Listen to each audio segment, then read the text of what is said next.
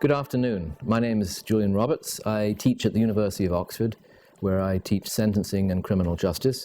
And I'm here this afternoon to tell you a little bit about the course that I offer at the Academy of European Public Law of the EPLO. The course focuses on sentencing from the common law perspective. That is to say, sentencing in jurisdictions like England and Wales, the United States, of course, Australia, Canada, systems that follow the adversarial model of justice, and sentencing in these jurisdictions is quite different from sentencing on the continent. So one of the purposes of this course is to highlight some of the differences between the two systems and talk about the strengths and weaknesses of both, although the focus ultimately is on sentencing in the common law world. So what do we do? Well, we first of all talk about a couple of the principal differences, and one important difference between sentencing, for example, in England and Wales and France, Italy, or Germany is that we have a separate penalty phase following the trial.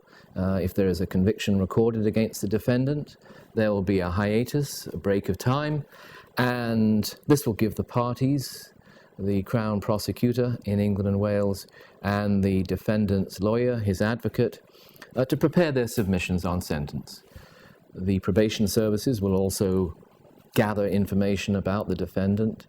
There'll be a social inquiry report or pre-sentence report prepared. A statement may be collected from the victim to give the court an indication of the impact of the crime upon the victim.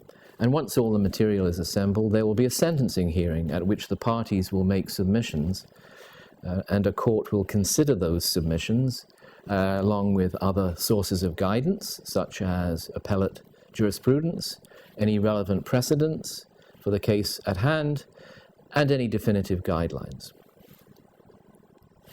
One of the purposes of the course is to look at sentencing regimes in different countries in the common law world to identify a best practice. What kinds of information do courts need, and where might this information come from? For example, the legislature will place important sentencing objectives and principles on a statutory footing. That's one source of guidance. Another source of guidance is sentencing guidelines. A number of common law jurisdictions, England and Wales, the United States, and other countries have adopted formal sentencing guidelines, which means that in those jurisdictions, courts are bound by a set of recommendations at sentencing.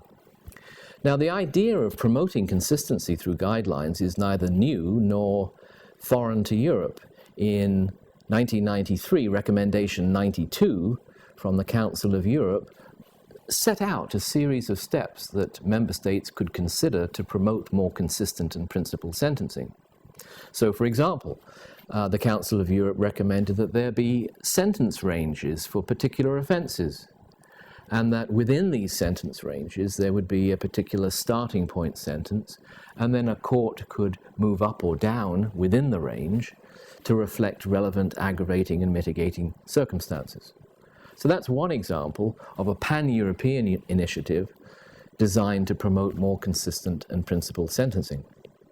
Another example of a model set of provisions comes from the American Law Institute, which has developed through its Model Penal Code project a comprehensive model of sentencing and release from imprisonment.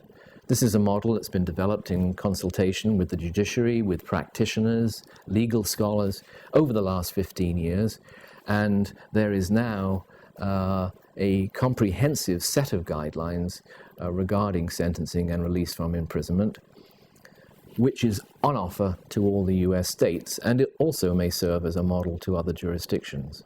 So we'll talk about that particular set of guidelines in this course. Having discussed the guidelines which might exist in a particular jurisdiction, in the seminar we'll touch upon a series of important topics. For example, the role of prior convictions at sentencing. After the seriousness of the crime, an offender's prior convictions are the most significant factor determining the severity of sentence. So we'll look into the research and scholarship that's accumulated on that issue. We'll look at aggravating and mitigating factors such as remorse.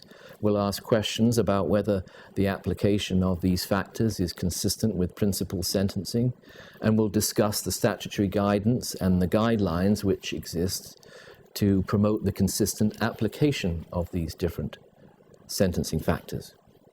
In the third seminar, we'll talk about the role of the victim at sentencing. The role of the victim is quite different in the common law world, but there's been considerable evolution, and today victims in England and Wales, or the United States, Canada and Australia, benefit from a wide range of rights at sentencing. For example, victims have the right to depose a victim impact statement.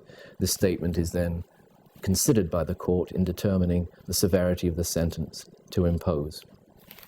And the course will end by finally considering the most basic question in the area of sentencing: how much discretion should a court exercise at sentencing, and how much guidance should be offered to a sentencing court in order to promote more principled and more consistent sentencing?